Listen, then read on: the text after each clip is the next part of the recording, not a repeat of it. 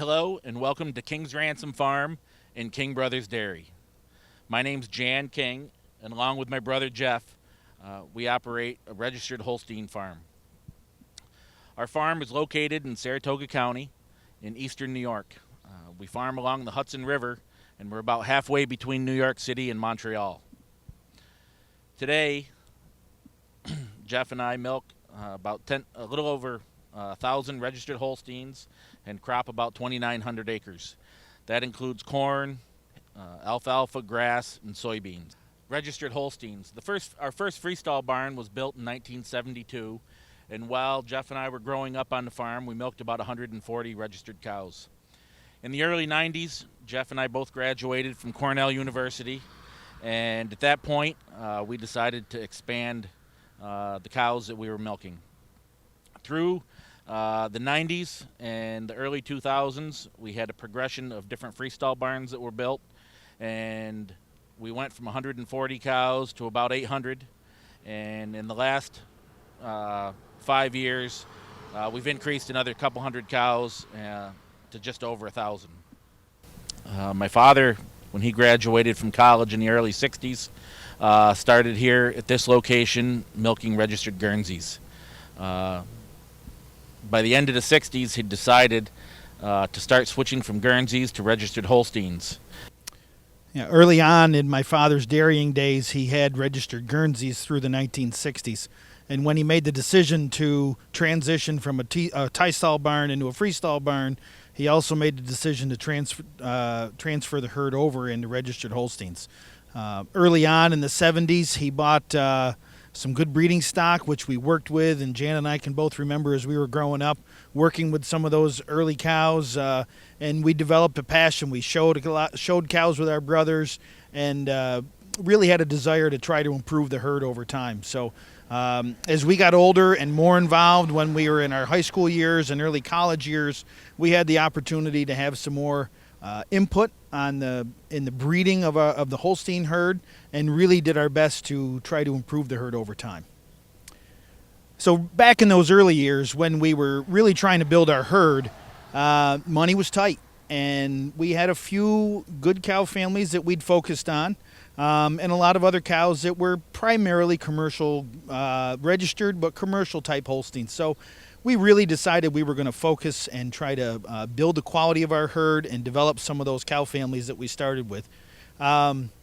And at that point, we'd have to give a lot of credit to, we've got some neighbors who are also not too far away who had really developed their herds earlier than we had. And they were drawing international visitors. I would mention Welcome Stock Farm, the Pecks, and they're also my cousins and my uncle, as well as Clear Echo Farm, another cousin, and they're just located not too far away, a mile or two away. And we were able to eventually breed some cattle that may garner some interest from some AI studs and international embryo buyers, but we really weren't on the map at that point. And I'd have to hand it to them for when they had buyers at their farms. They were encouraging them to stop over to our place, and nothing's more helpful than having people who are already in the business, and that's really what got our feet wet. And our passion and our desire to continue and to raise the bar in our own herd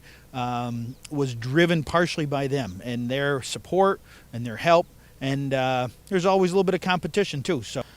So today, we farm about 2,900 acres. We grow corn, mainly for silage, but we do some grain. We also grow alfalfa and grass mixes, and we do a little bit of soybeans. And the main reason, the main reason that we're farming is to produce high-quality forages so that we can have a herd of cows that produces a lot of high-quality milk. So one of the focuses we have here, and our cropping crew works on it every day, is to have highly digestible forages to make a lot of milk. So when we're looking at our cropping operation, many times we look at some BMR silage, but here in eastern New York, we work with a variety of soil types from light blow sand to heavy wet clay. So we have to pick and choose where we grow certain things to make our forages best fit for a highly digestible feed. Jeff and I have a brother who's a feed nutritionist, and he's done our nutrition work for the last 15 years. And we have a great relationship with him, and many times we throw around a lot of different ideas to least cost our ration, to look for the most possible amount of milk that we can make. And some of the discussions that we have are based on soil type here in eastern New York. We farm a variety of different soils. We farm poorly drained clay, where the best thing to grow is grass. We have real droughty sand, where we can put clear alfalfa and everything in between. So when we look at our cropping program, it's always a challenge. When do we harvest? And are we going to be harvesting to harvest the alfalfa at the correct time or the grass? So many times we look for a 28 to 30 day harvest window on our forages for our hay silage. We will sacrifice on some of the yields that we have just to look for higher quality feed. In our corn program, we pretty much grow everything for high digestible silage varieties, and approximately about 50% of our silage ground we grow BMR silage, again for higher digestibility and higher milk production. In our feeding program, we feed once a day. We start about 3:30 in the morning, and we look to get all the milk cow groups fed at least some feed, and then we go back and keep top dressing those groups until the correct amount till we finish. With our varied soil conditions here in eastern New York, we generally have a high corn silage diet. It's our experience that we can grow corn silage more consistently than we can grow our hay crop. Therefore, sometimes in our ration we get up to about 80% corn silage, 20% haylage. Today we're about 60-40. We have some great digestible haylages this year.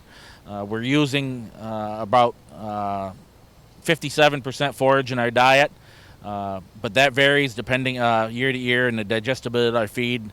We try not to ever go below 50-50. Quick overview is calves are born here on the farm. We house all of our baby calves in individual hutches. We feed milk replacer twice a day, and we're in the process of transitioning over to a milk pasteurizer. Calves are fed on an accelerated program. We push the intake up to 3.5 gallons of milk per day. Calves are weaned at about 60 days of age. We raise all of our heifers, and we raise between 1/3 and 1/2 of our bull calves, all of which get genomic tested for the possibility of entering stud. Once calves are weaned at about 60 days of age in our hutches, they're moved into this barn that we see behind us, which some folks will say looks a bit crowded, which it is. They're in this barn. They transition to group housing. They're fed a combination of hay and grain, and then they do move on to TMR at a little bit later date. Calves are in this barn from about 2 months up to 5 months, at which time they move to another location. They're grown there until about 11 months of age, when we return them here to the home farm. All of the breeding of our virgin heifers is taken care of here on our home farm. And then once they're checked pregnant, they are moved again to another growing farm where we grow them up until springing. Cows are milked on our dairy 3 times a day. Average milk production as it stands right now runs 87 to 90 pounds per cow per day, about 3.7 butter fat and about 3.1 protein. Milk quality, we really focus on our milk quality. We would attribute a lot of that to sand bedding, as well as good management techniques and good techniques by our milkers in the parlor. Somatic cell will range between 80,000 and 120,000. We get a little bit higher in the warm months. In the cooler months, we can generally stay 80 to 100,000. Total cows, total production is running right around 80,000 pounds per day. As far as management of the cows, cows are all calved out in an individual pen. It's a mattressed area pen that we just bed down with shavings. We try to keep them very clean for not only the health of the cow, but the health of the calf. Cows are transitioned into a fresh group where we keep them in a very uncrowded group. We try to run about 85 cows and 120 stalls in our fresh group, just so that we can really take the stress off those cows and let them get on their way in lactation. As we move through the rest of our barns, most of our groups in 6-row sand-bedded free stalls, we will run around 120, sometimes up to 130% overcrowded. A situation that we, on a daily basis, would prefer not to have, but we tend to have a lot of extra cattle, so we're generally pretty full. Breeding program for the cows would consist of an aggressive Lutalice and Ovsync program to begin cows cycling early. In December of 2015, we added an activity monitoring system, which we've still been tweaking with, but we've seen some good results from. Cows are allowed to, I should back up, we really run an aggressive ET and IVF program. So we're implanting embryos on a real regular basis, IVF embryos fresh every 2 weeks. We also do some conventional ET flushes in between, and we do save heats, cows that are in heat, and we implant frozen embryos on off days as well. So our repro program is a bit of a tangled web to keep track of as far as when we're saving cows to be embryo recipients. But again, it's the people that make it happen, and they do a great job of keeping that in line.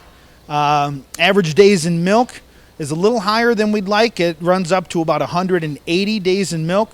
Preg rates run right now in the low 20% to mid 20% range.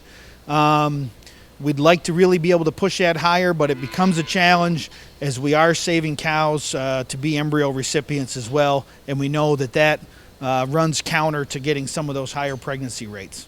So there's a few main cow families that we've really worked intensively with, and just to give a quick description of a few of those, one cow family goes way back to some of the original registered Holsteins that my father bought back in the early 70s.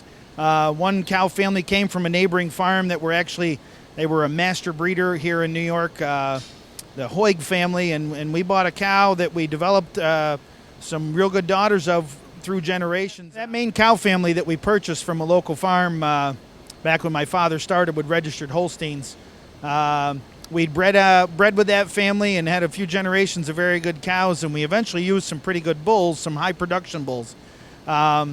And I'll always live with the fact that this is the first family that got us into marketing genetics to AI studs and to some embryo buyers. Another family descends from an excellent 94 Schottle. She was a daughter of a really good Durham. The Schottle's still in the herd today, 94 points, and we've got, I think, 5 or 6 excellent daughters, and some granddaughters of that Schottle have ranked really high as well. We've got some red carriers, a red carrier Olympian daughter that's made some really high daughters by Jedi, Modesty, and Espresso. Another branch of that family has produced some really high members.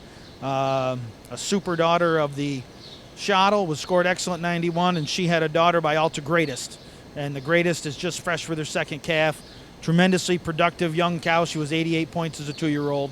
And just fresh for their second calf, and she's made some really high ranking offspring as well. Those are some of the main families we work with, but we do try to keep a lot of diversity. We work with 8 or 10 different cow families easily right now, because we never know which family is going to make that next generation of really good high-ranking animals. But we really try to maintain a lot of diversity as we're picking our donors. As it stands now, our breeding program relies a lot on embryo transfer and IVF, as well as sire selection, and that's really important to me. We've always really tried to use the best bulls available.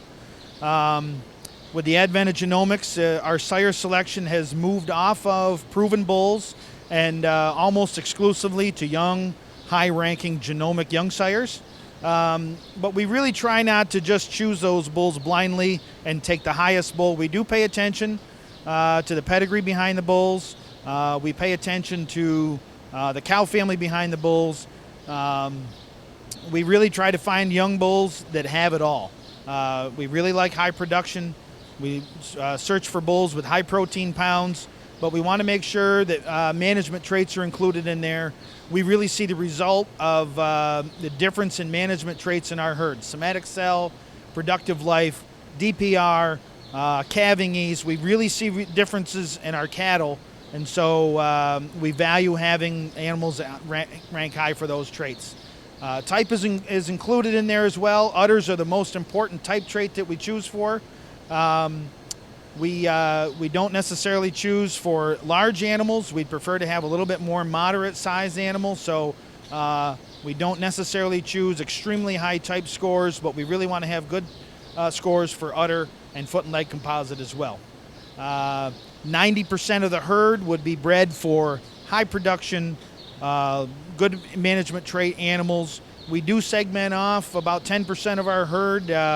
They're bred a little bit differently. My brother and I both have kids that enjoy the show ring, and we enjoy marketing animals a little bit as well. So we do maintain a small segment of the herd that we breed for high type and find a few animals to either sell or show for our kids on a regular basis.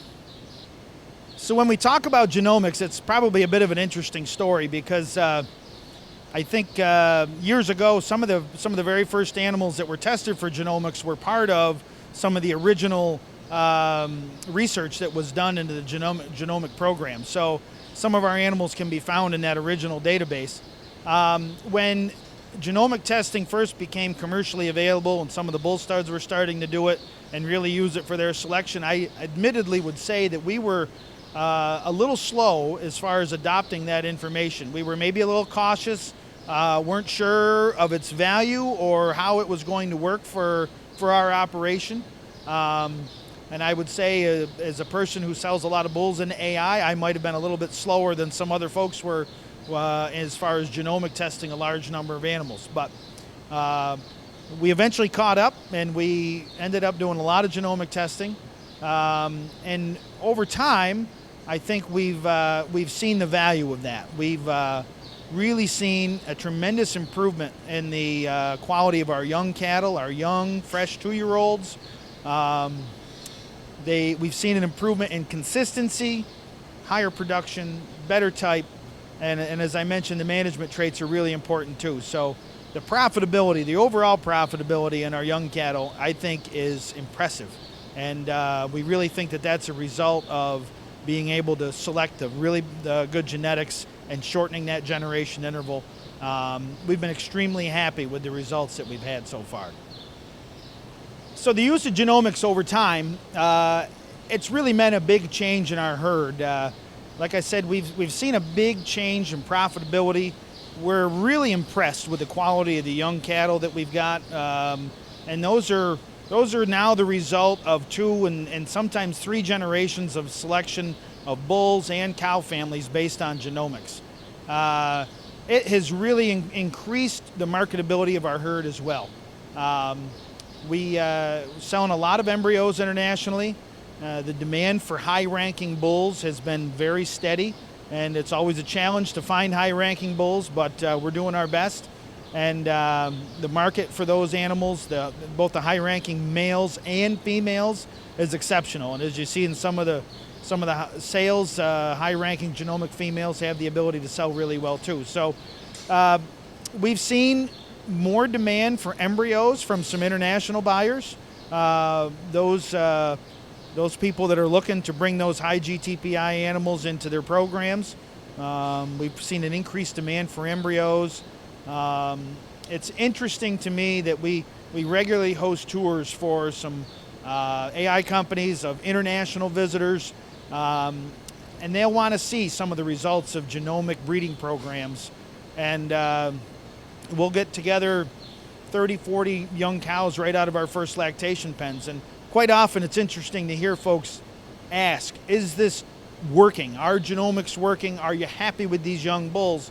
And I'll always tell them, you don't have to ask me.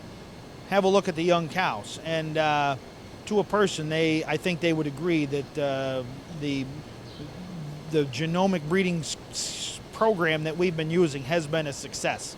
It's also shown itself in our herd. We're not really growing to a large extent. Our herd size is very much steady. We tend to use a lot of our heifers as embryo recipients, so our goal is to calve in most every heifer that's born on the farm. Therefore, we do have a lot of extra milking cows on a regular basis. Every year we're selling between 150 and 200 milking age females as a surplus crop. We developed some real good repeat buyers, and they've been extremely happy with first and second lactation cows that have been from our herd as far as their performance as they've gone on to those other herds. So between embryo sales, bull sales, some limited female sales on the young high genomic females, and a lot of young cow sales, it's meant a significant amount of income for our farm. As far as managing genetic information, we use a number of sources as far as evaluating bulls and so forth. But on the female side, Enlight is a really important program for us. We use it, I almost use it probably on a daily basis as we are looking at animals when I'm making breeding decisions, sorting our animals for sorting out which ones may be potential donors, sale consignments. I use Enlight on a regular basis, and it's been really helpful as far as being able to get that information quickly and use that information in making our management decisions. So we're in our transition barn where calves come from hutches and they're weaned and they're grown to about 5 months of age. And behind me you can see some of the results of our breeding program, and certainly a large portion of these calves are a result of an aggressive embryo transfer and IVF program. We really focus on working with high GTPI donors, a very small segment of our herd, maybe 10% of our herd. We do focus on higher type genetics. But the calves behind me would range from around 2,000 GTPI, parent average on the low side. I think some of the higher calves we're having born are in the 2,750 parent average neighborhood right now. We're working a lot of donors from a number of different families. The majority of the donors that we're working with are heifers, virgin heifers. They would be in the 2,600, 2,650 GTPI range, up into the low 2,700s. 2,710 or 20 would be some of the higher donors that we're working with at this point.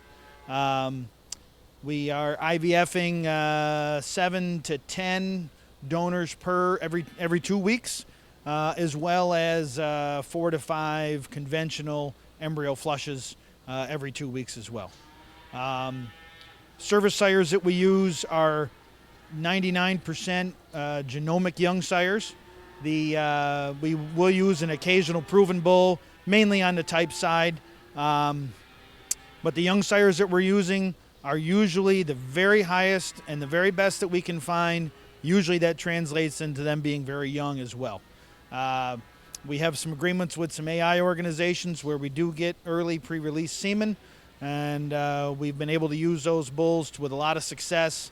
You know, some of the more recent calves that we've had born would be daughters of bulls like Alta Superstar, Modesty, Jedi, and bulls like that. So some of the very highest bulls of the breed, and the genomic breeding program that we've used, I'd have to say we're very, very happy with the results.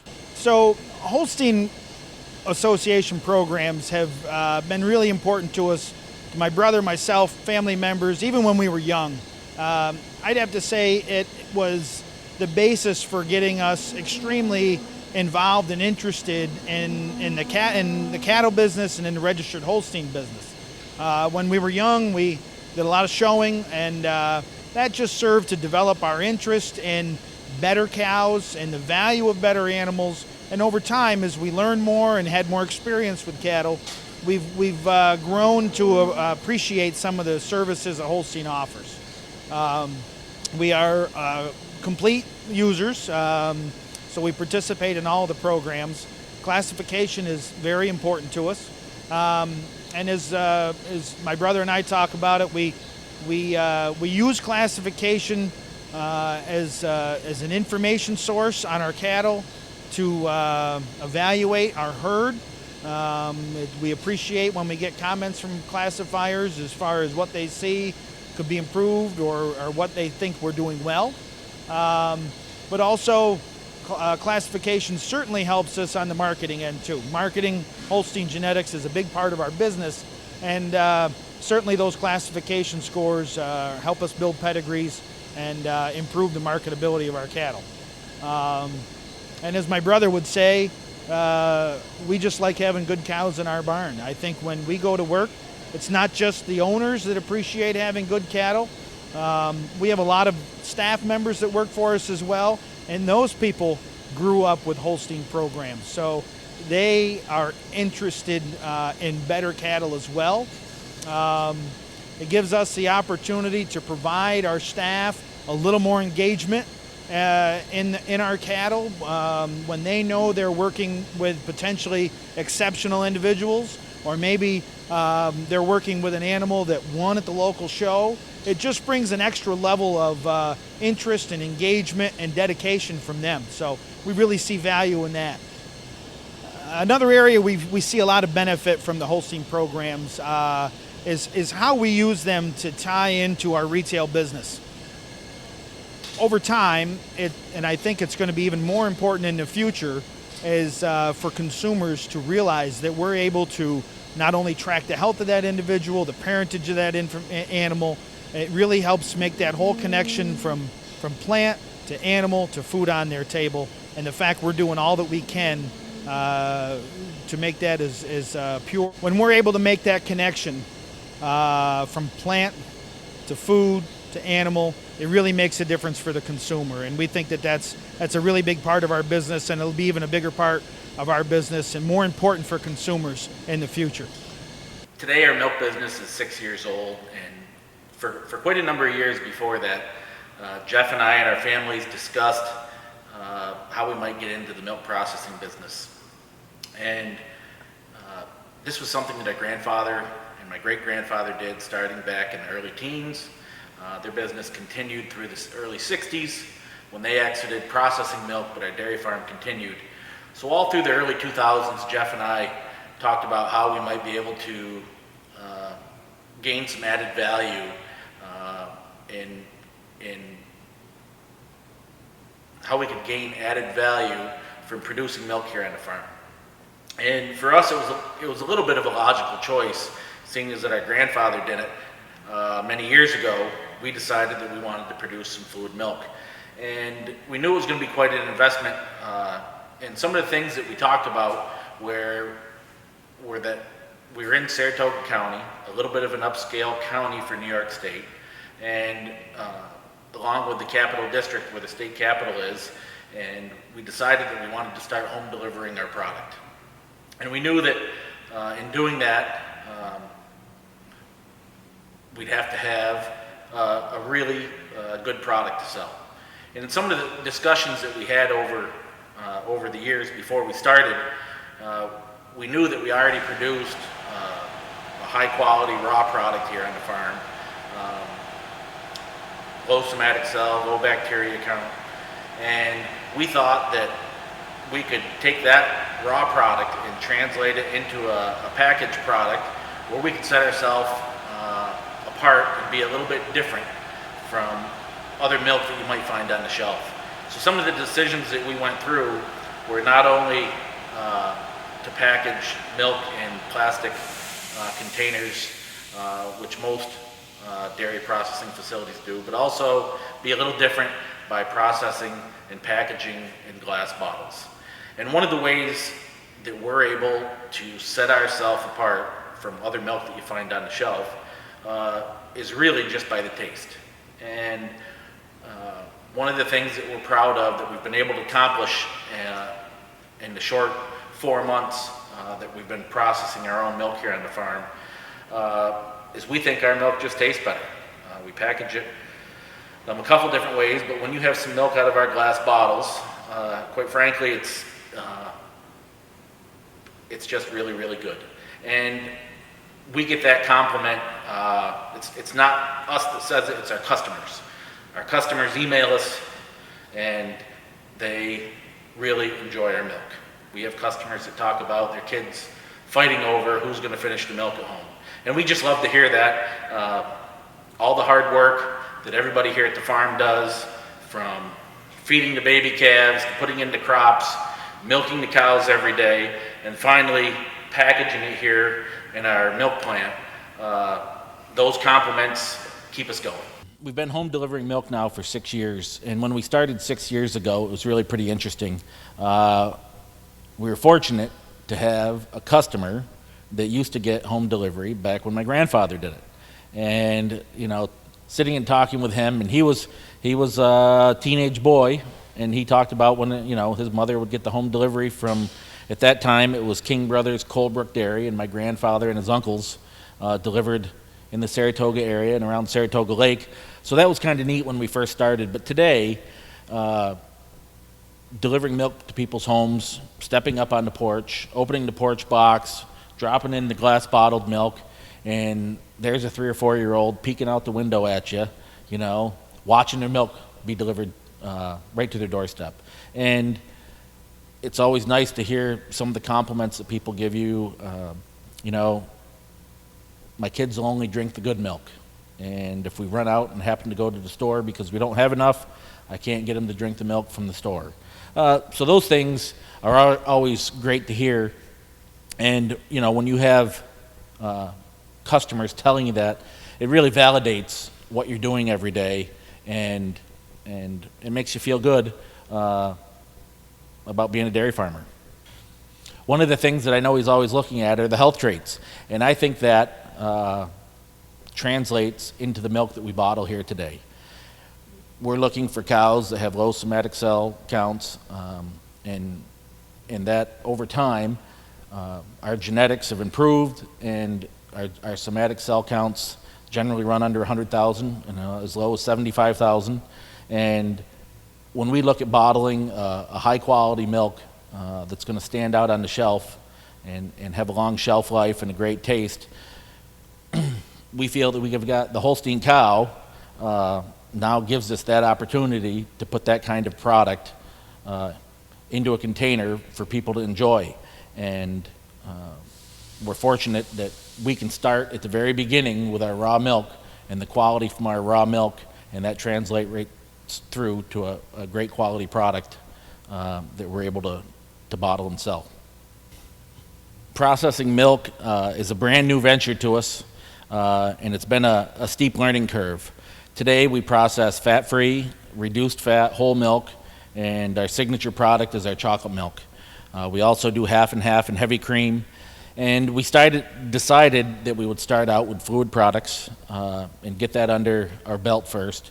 And so far, in the first 4 months that we've been processing and bottling, things are going quite well. Now, we sell a variety of different products on our truck when we deliver to our food service accounts. But for us, the fluid products and the way that we've set our plant up, that's what we're going to focus on for a period of time here before we decide to get into other dairy products. But down the road, we may look at buttermilk, ice cream. Certainly everybody loves ice cream, and that would be a fun one to do.